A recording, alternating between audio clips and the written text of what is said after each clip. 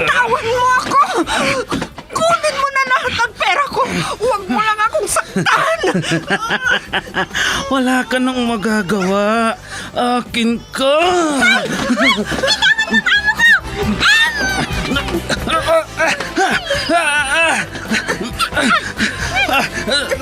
Sino kang pumulupot sa likod ko?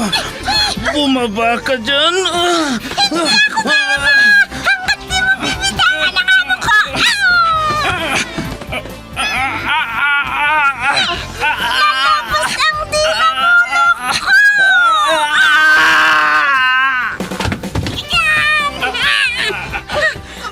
Ayan! Natumba na siya, madam!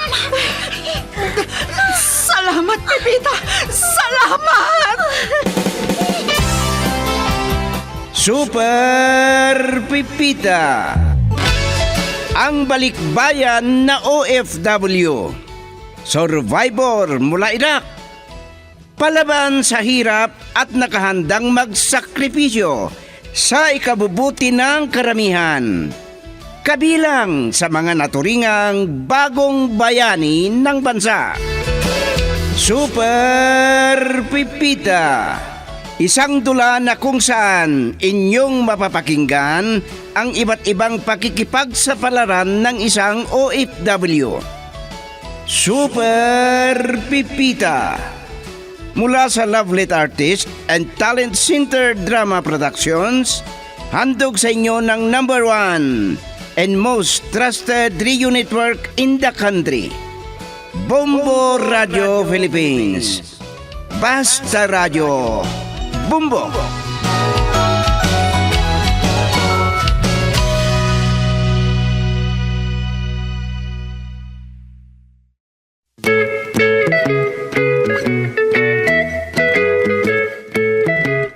Mula sa Lovelet Artist and Talent Center Drama Productions, inihandog sa inyo ng #1 and most trusted source of news and information, Bombo Radio Philippines, ang kwentong pinamagatang At Nagselos si Kamoto, dito sa ating dula, Super Pipita.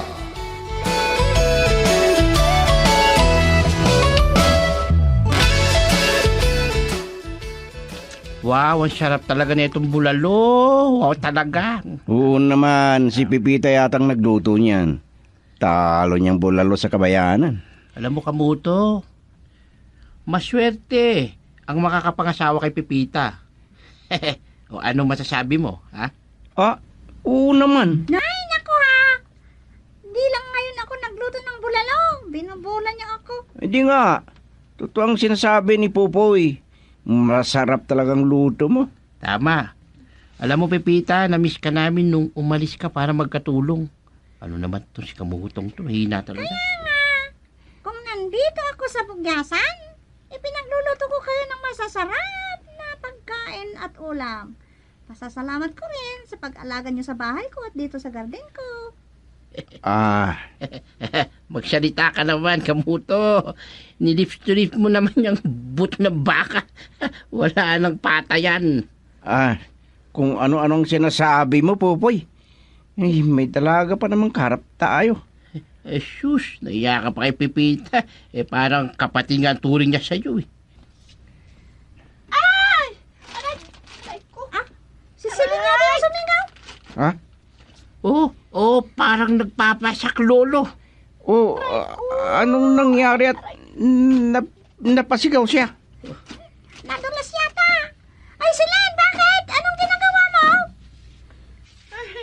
Nagkamali ako ng apak kasi nagmamadali ako tanghali na. Ayan, nadulas ako.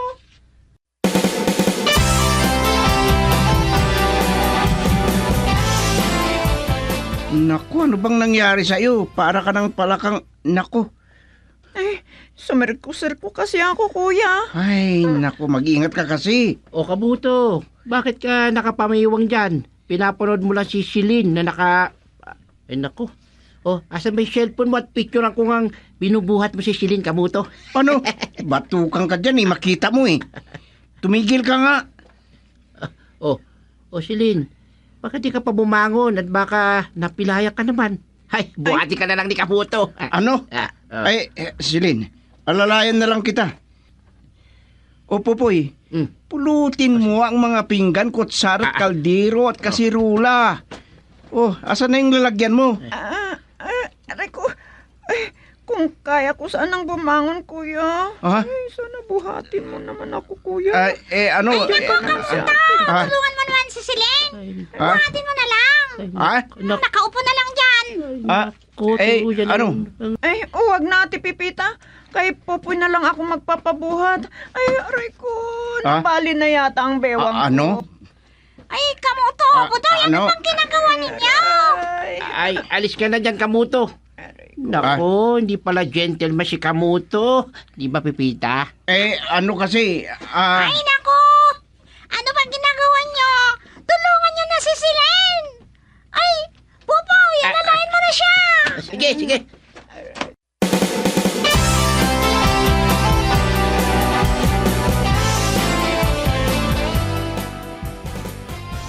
Absent ulit ako, Lolo.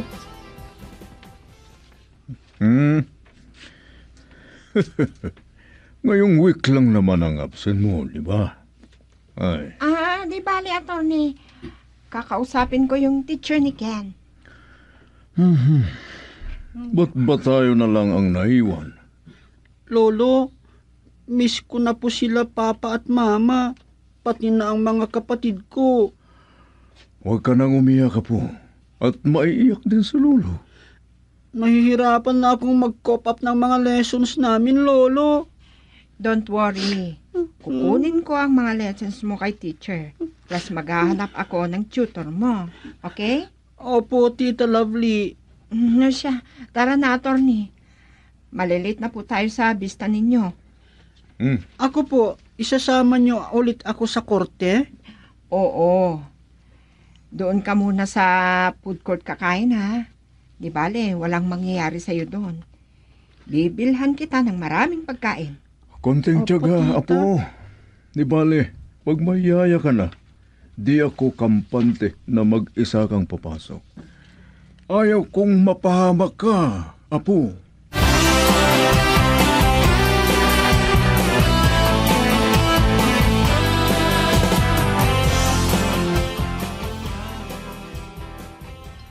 Oh, kaninong cellphone niyang tumutunog? Ay, sa akin yan. Sigurado, tawag mo lang sa Marapait Agency na yan. Ay, di ibig sabihin may papasukan ka ulit. Iwan mo na naman kami ni Popoy. Para naman akong mag-a-abroad sa puntong hininga mo. Ay, Alam mo, Pipita, palaging ganyan yan kapag aalis ka eh. Sagutin ko lang itong tawag. sige. Tumahimik kayo, ha?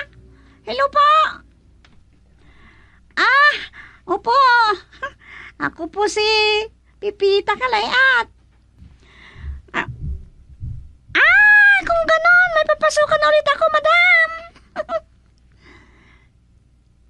Ha? Ay, bagong amo ulit po. Ha? Elevated kanyo? Hindi lang basta katulong, ma'am? Po? Ay, kayo po naman. Ano naman ang itinaas ko? Yaya, tutor. Teacher. Maging teacher din ako, ma'am? Ay, sige po. Gusto ko po yan. Salamat po. Bye!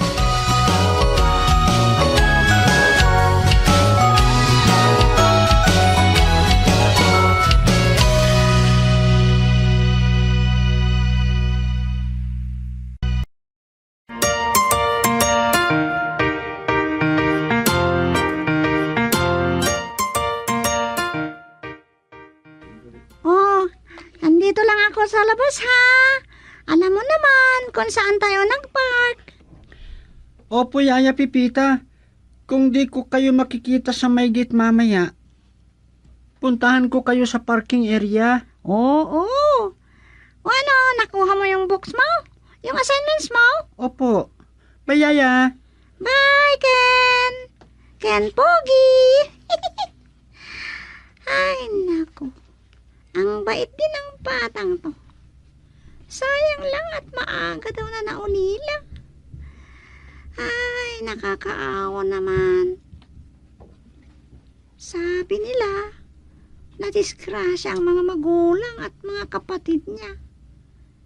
Pero, teka, anong gagawin ko ngayon kung dito lang ako sa loob ng sasakyan? Ay, ang ganda pa man din to sasakyan na ginamit namin. Bagong modelo ang pinagkatiwala sa akin ng amo. Ay, tawagan ko nga si Nakamoto. Sigurado, nasa garden na sila sa ganitong oras.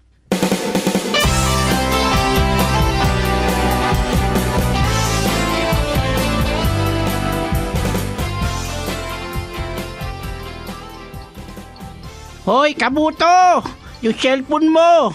May tumatawag sa'yo. Yan ka na naman eh. Nakatunga ka na naman eh. Nag-imagine ka na naman eh. Oh, ano? Ay, naku. Sisikaw-sikaw ka dyan. Sandali lang, sagutin ko. Ha? Si Pipita naman pala eh.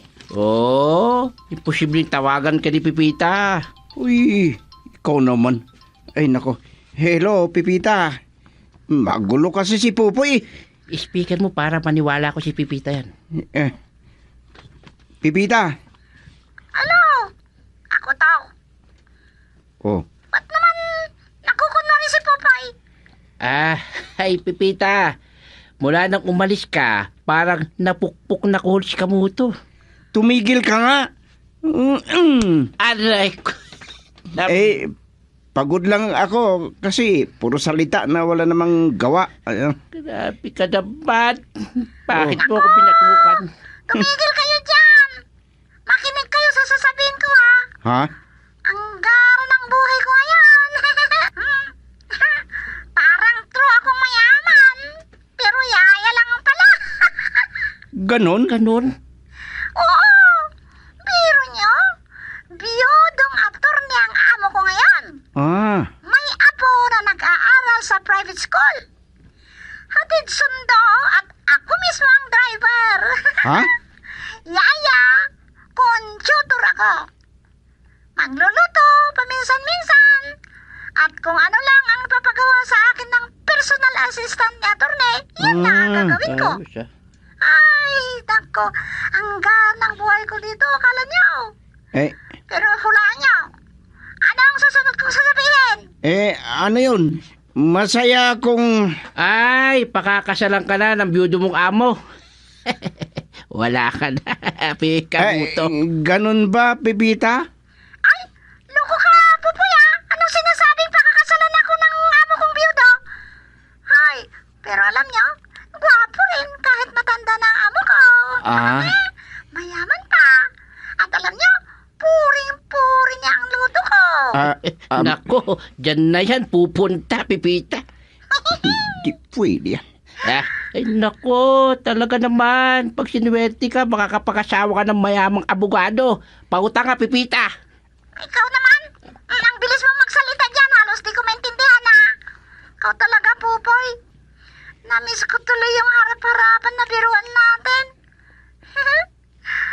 Siya, itulog ko dito sa kotse. Antayin ko yung alaga ko. Bye! Bye, Pipita.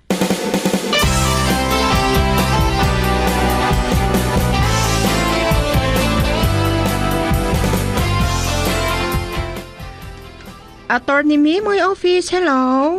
Hello? Si Pipita po ito, Ma'am Lovely. Ipaalam ko lang sana si Ken. Dadalo kami daw sa birthday ng kaklase niya. Okay, no problem. O sige, andito na si attorney. Sabihin ko sa kanya. Bye!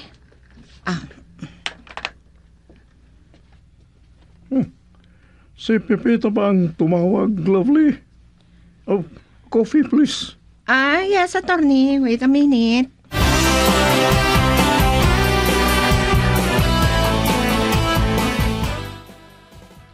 Your coffee, attorney. Thanks, Lovely. Ba't siya pala tumawag? Si Ken? Mayroon? Naku, walang masamang nangyari kay Ken, attorney. Ipinaalam lang niya na makiki-birthday daw sila sa kaklase ni Ken. Sa may Baywalk daw. Pasensya ka na, Lovely. Alam mo naman siguro kung bakit ganito ako. Kinakabahan ako pag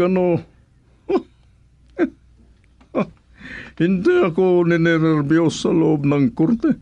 Pero panghihinaan ako ng loob pag may nangyari kay Ken. Ay, kahit gaano naman kasi kaingat ang ibang driver, attorney. May mga talagang barumbado talagang mag-drive. Si Pepita, defensive driver ba siya? Opo, attorney. Guaranteed safety si Ken sa kanya.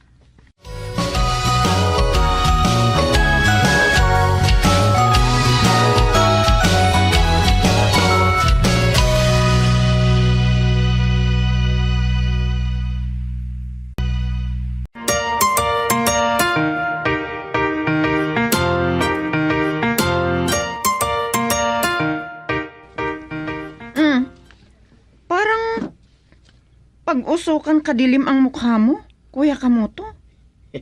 Malalim ang iniisip niya, Silin. Ha?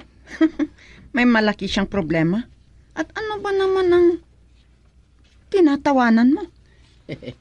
Problema daw niya, yung dila niya. Naninigas daw. Ha? E di magpa-doktor na lang si Kuya Kamoto. Ay, sinyalis yan ng heart attack. Nakuha mo, Silin. Sinyalis niya ng atake di korason. Ba't mo siya tinatawanan? Di ka mabuting kaibigan, Kuya Pupoy. Ay, totoo yan. Masama siyang kaibigan. Atake di selos sa sakit niya. Ah. Pero wala naman siyang karapatang magselos. May boyfriend na ba si Ate Pipita?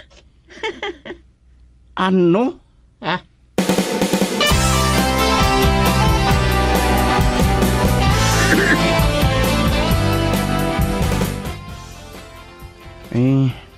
Kinakabahan ako, Pupoy. Ay, beauty yung amo ni Pipita. Gwapo daw, kahit matanda na. Paano kung... O di, kunin niya tayong groomsmen. Siyempre, kaibigan tayo ng bride, di ba? Walang niya ka naman. Aray ko naman. Ba't mo naman ako binatukan? Nasintado ka talaga. Hindi ka na natigil. Nananaasa sa akin, ah. Ay, nako. Ginagatungan ko lang ang init sa dibdib mo. Para di na manigas ang dila mo. Pagkarap mo na si Pipita. Masasabi mo na sa kanya ang pagmamahal mo. Di ba sinabi ko na sa'yo na nakakahiya kay Tandang Udyong noon na lulo niya kasi mabait siya sa akin noon? Di kaya mas nakakaya kung di mo maaalagaan si Pipita? Anong ibig mong sabihin? Kung hindi mabait na tao si attorney, ay, sabi naman ni Pipita mabait daw ang amo niya. ay nako, nakakabobo pala ang pag-ibig. Ano? Diretsain mo nga, Pupoy. Alam ko naman na bubo ako kaya ganito lang ako. Ano ka? Ganitong ano? Hardinero lang. At si Pipita, teacher siya, kahit mas gusto niyang mamasukang katulong, ano? Naman, pumasyal ka rin ka minsan-minsan. Huwag lang dito sa bugyasan ang iniikutan mo. At kung mamasyal ako, bakit? Tatalino ba ako, ganun? Oo, kasi marami kang makikita at makikilalang ibang tao. Ganon? Oo. Ay, nako. Ay, andito pa kayo? Oo, Silin, upo ka muna at magkwentuhan tayo. Siya nga si Lynn at nako, nakakaumay ng kausap itong si Pupoy. Inaasar ka ulit? Si Ate Pipita ang tupikon nyo, di ba? Akalain mo nakuha mo agad, Silin. Sigurado magiging mahusay kang guro. Ay, magdilang anghel kanawa. Oh, nako. Malademonyo ang taong yan. Kaala mo, maniwala ka din. Kuya Kamoto, sige, sabihin mo na kung ano ang problema mo.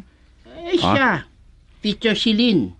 Hitik at liglig ang maibibigay niyang payo. Ano ka ba, Silin?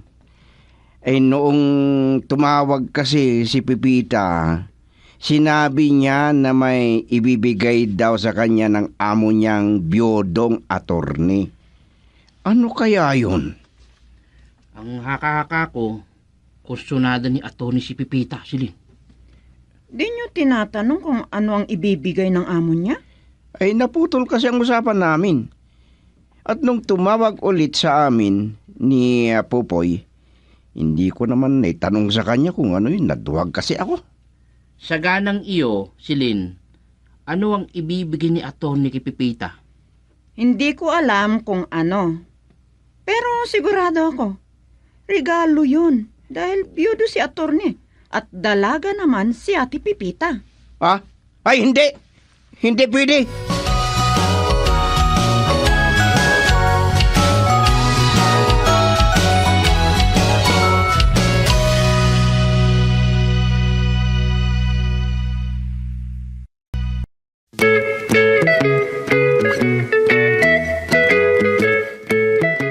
Mga kaibigan, ano pa ang susunod na mangyayari? Pakinggan bukas ang karugtong ng kwentong pinamagatang At Nagselos si Kamoto dito sa ating dula, Super Pipita, mula sa panulat ni Stella Bisquera Guerrero. Direksyon, Leti Astudillo Aquino.